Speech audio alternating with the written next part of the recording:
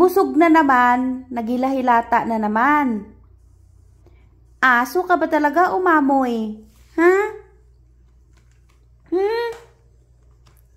Pagkakain, hilahilata, buka-bukangkang. Hello guys, everybody. Hello to the left and right, Mama Chup Chup. Eto guys, itong bintana na to, pag hindi nakasara, nasisilip ako palagi ni Shasha. Etong hagdanan na yan, papunta yan sa bahay ko. Ngayon, kahit anong dahan-dahan ko sa pag-akyat, nararamdaman talaga niya yung oras ng akyat ko, oras ng lunch break, at saka uwian. Kapag kabukas tong bintana, ganyan na yan ng ganyan. Oh. Yan. Tapos, pag hindi ko papansinin, maggagawa na siya ng tunog talaga.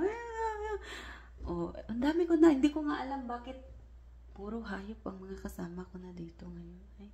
Kung hindi, meow, meow, meow, meow, ow, ow.